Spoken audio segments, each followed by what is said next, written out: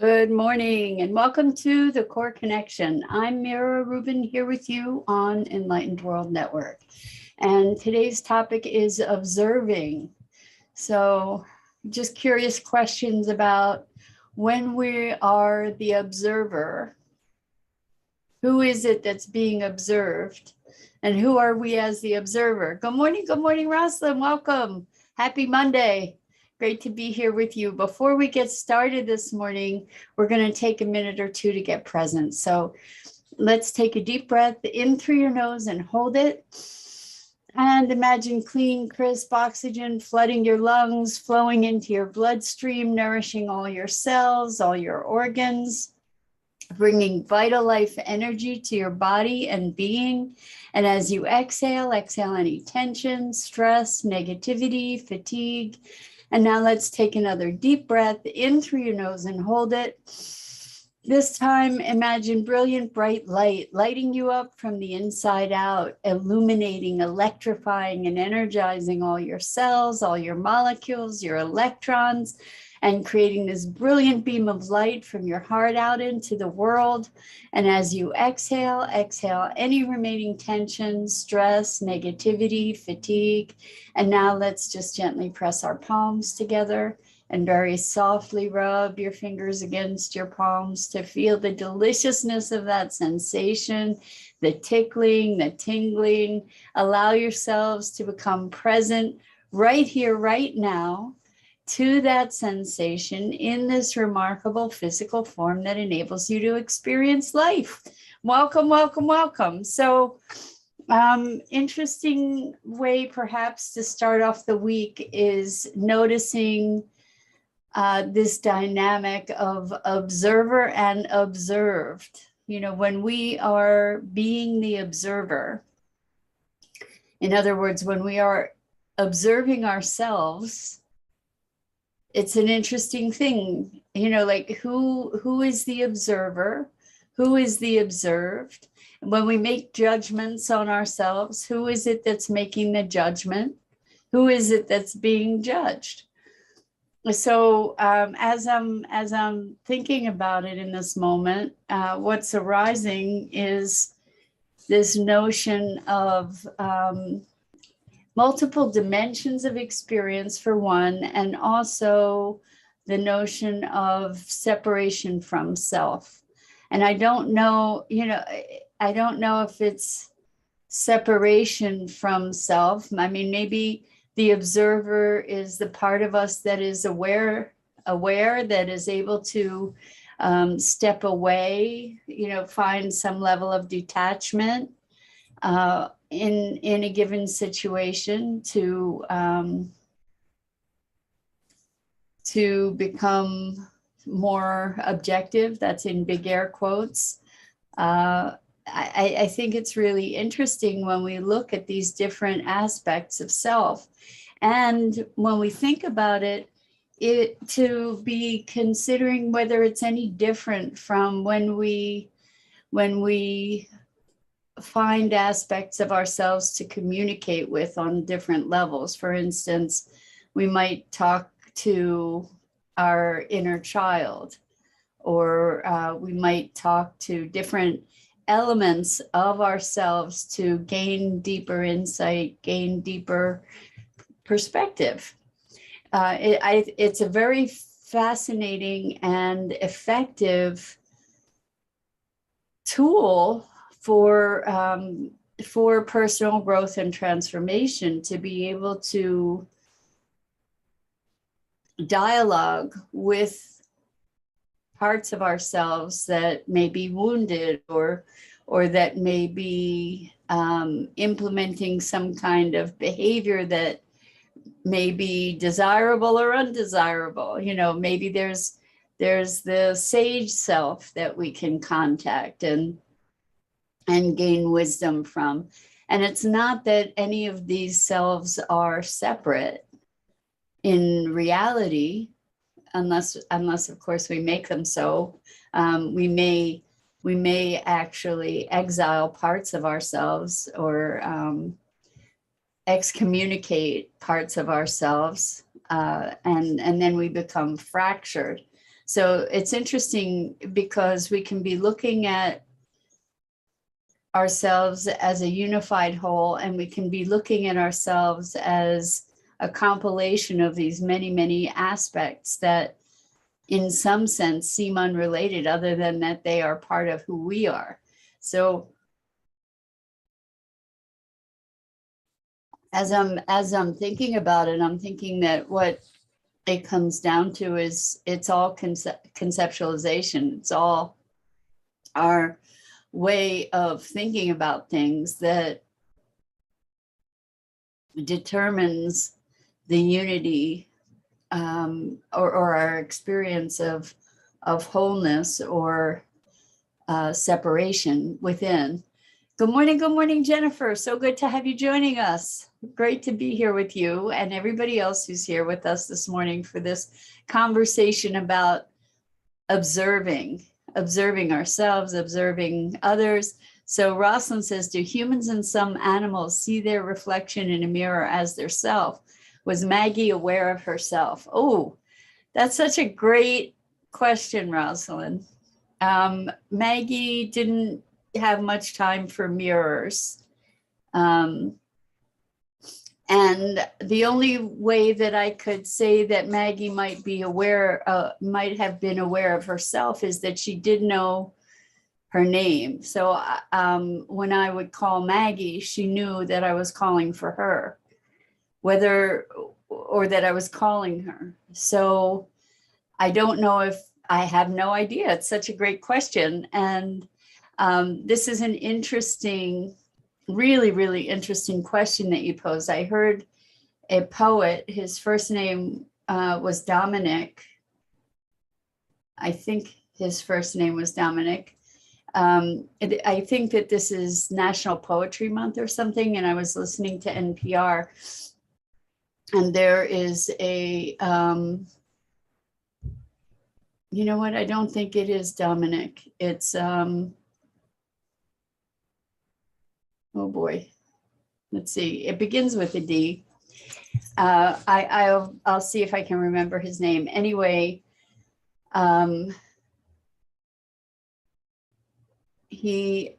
mind is still trying to remember this guy's name. I apologize. He's a poet, and he's a poet on TikTok. Apparently he's gained tremendous fame on TikTok. And there is one poem, I think it may have been the very first poem he posted on TikTok. And it was really, really, really beautiful. And it said, essentially, when someone calls you beautiful, don't deny it, accept it, because who's speaking to you is someone who has seen the glint of sunlight in your eyes, who has seen you respond with laughter, with joy. And the only way that you've ever seen yourself is through your reflection. And so believe the people that tell you you're beautiful, essentially. It was a beautiful, beautiful sentiment, and it went viral. And Donovan, that's his name, Donovan. And I don't remember his last name, but you might check it out if you look up Donovan Poet, maybe on TikTok. I don't spend a lot of time there, so I don't really know how you would go about finding him, but it's a beautiful sentiment. And the fact is, to your point, Rosalind, is the only way that we know ourselves is through photographs, through mirrors. You know, the only way that we know our own appearance, or Zoom for that matter, right? And so we don't see ourselves as others see us. We can't. We're not able to. So we see ourselves in captured moments, right? And it's a very, very fascinating awareness. So when we're talking about observing, we tend to believe that observing is objective somehow. You know, that we have a capacity even to be objective. we may have I think we probably have a spectrum of objectivity, none of which ever becomes purely objective, because even if we try to suspend our ideas and beliefs and our inner chatter, we still are very much a function. Our perception is very much a function of our interpretation of our senses, and our interpretation of the world. So our projected beliefs, our projected emotions, our physiology that influences our experiences. So when we think about being an observer, we think about, or I think about, the suspension of judgment. But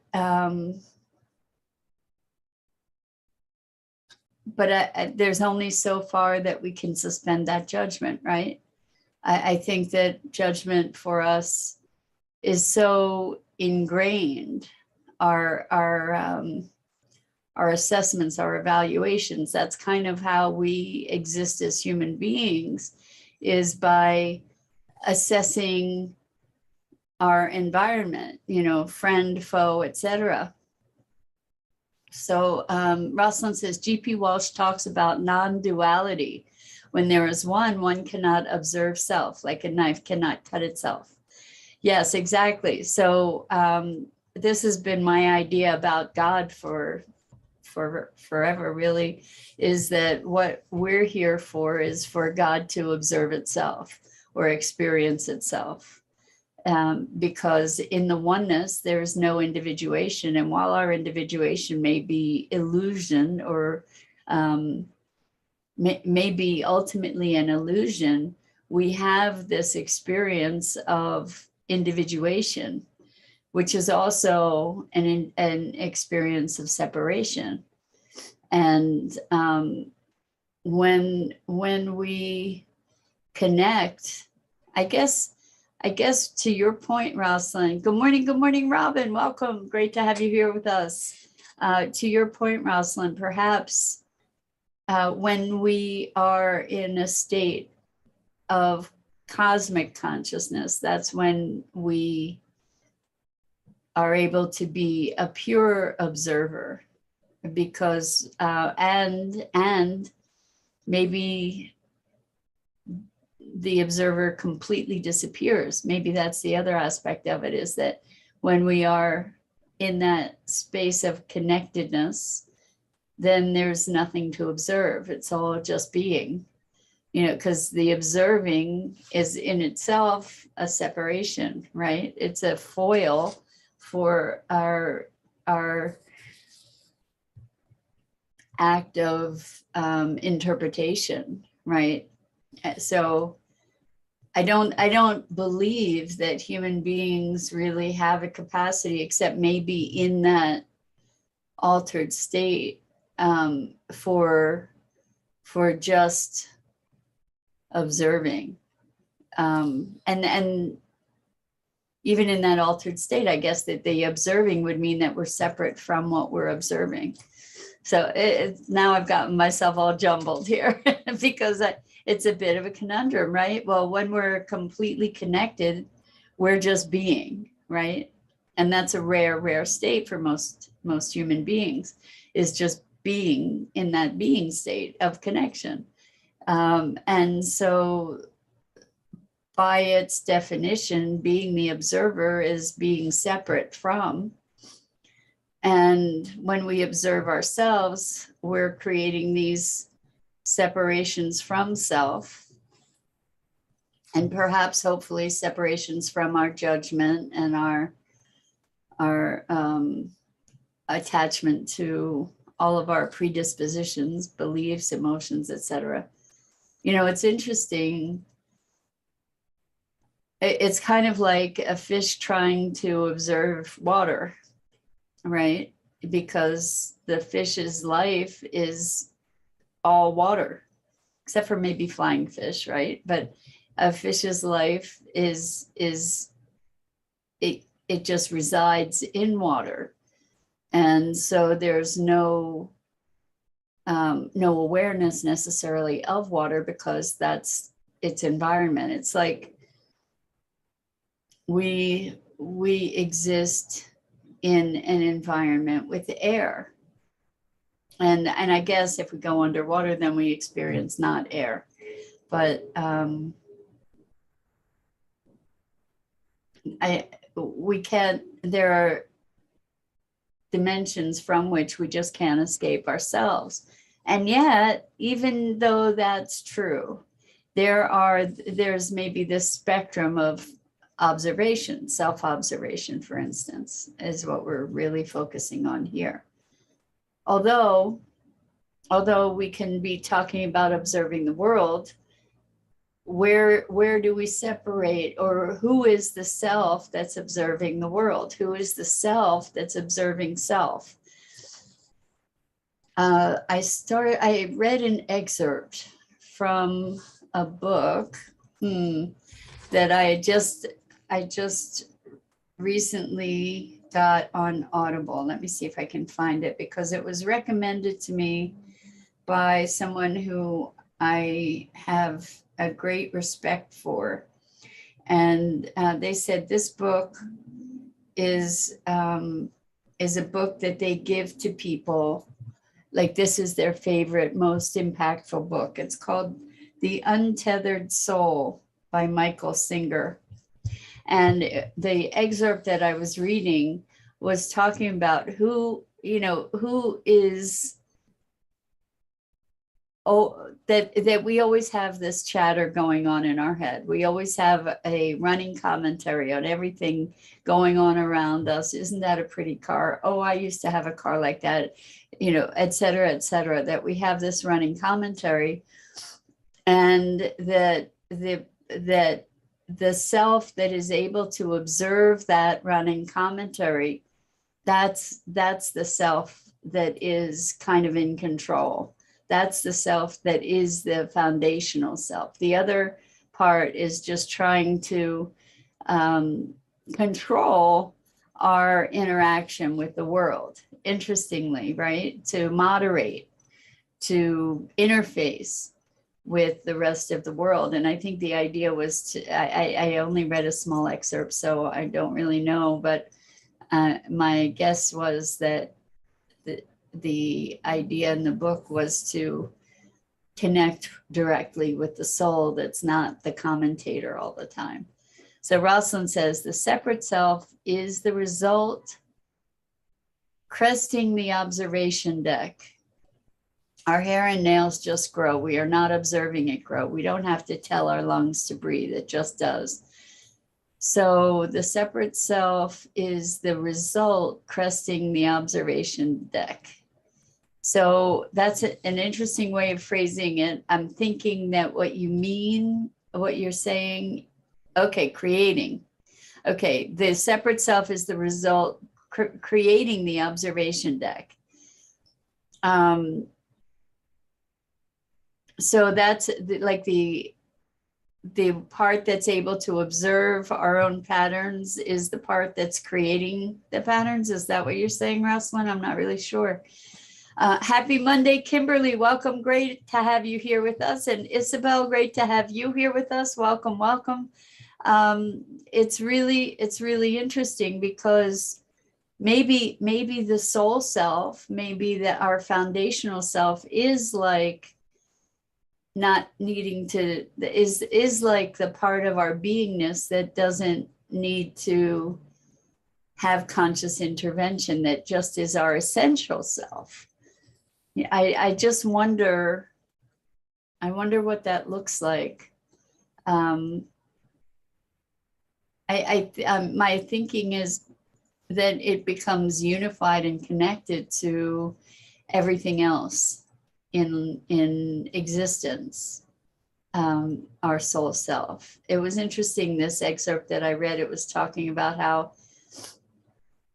even observing the clouds, we'll have a commentary on it. Oh, that cloud looks like a lion, or that cloud, and oh, it looks like it's a storm coming, or that we always have this running dialogue.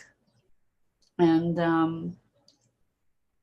the reason that he posited for having this running dialogue was to allay the fear that we might have of the unknown, you know, so trying to make everything known to feel more safe, because the vast unknowableness of the universe was too terrifying. It was very, very interesting. I don't know. I'm very curious to dig into that book. I've got about 5 books I'm in the midst of at the moment. So that's an entertainment in and of itself. Anyway, so this observer mode, when you observe yourself, is the you that's observing yourself judging yourself? Because if that's the case, there's another you that is an observer too, that can see yourself judging yourself as you're observing yourself. And you know, it makes me think of the nested Russian dolls, you know, where there's a doll inside a doll inside a doll, you know, and it just keeps going till you get this tiny little doll. Yeah. And what are we observing? You know, what is the value of those observations that we make? It's very, very fascinating to me. And I see value in, you know, maybe talking to these different selves. It's a technique that I actually learned when I learned neuro-linguistic programming, NLP, to be talking to these parts of ourselves and to bring them into dialogue with each other. And as they resolve any kind of conflict or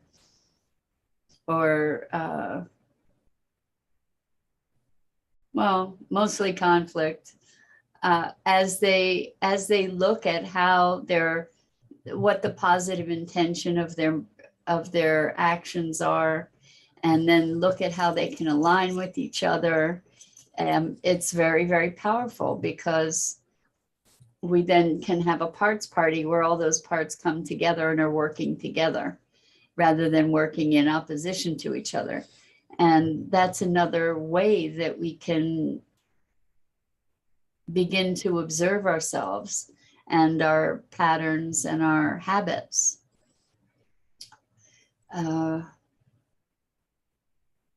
When we are able to observe ourselves from a place of non-judgment, with a heart of compassion, then we also have the ability to access potential for change. So Rosalind says, oh, what a great question, Rosalind. You're on a roll today. Rosalind says, is a person with multiple personality disorder able to observe self? What identity is resolving their conflicts? You know, so this is a really interesting question, especially talking about having a parts party or talking to the different parts. It seems, you know, I have never, ever encountered anybody directly with multiple personality disorder. And I don't see that it's that dissimilar from what we were just talking about, that each part within ourselves has its own positive intention. And as we recognize those positive intentions, we can find a way to bring these parts into higher alignment with each other. So it's very interesting, for instance, if there is like one dominant personality that is the unifier or not. It's a very interesting question, Rosalind. I love that. It would be really interesting if these different parts, these different personalities are self-aware in their own right I've heard of people with multiple personality disorder that have personalities that are aware of other personalities, but not of some other personalities, but not all. It's very interesting the way that our minds work, and it could be that circumstances were such that that person needed to manifest these different parts to contend with all these different aspects of being. My understanding is that personality splits occur typically in response to pretty extreme trauma. So that's a fascinating topic, I think. Isabel says the highest self-observer is spaceless and non-judgmental, with an exclamation point. Exclamation point. It's so funny. I've noticed myself lately saying explanation point rather than exclamation. They both work, but anyway, I agree. The highest self-observer is spaceless and non-judgmental. I don't know how often we get to access that spaceless and non-judgmental observer. So the one who judges is the ego. Muji is greatest to teach this in an easy way. Thank you for that, Isabel. Much appreciated.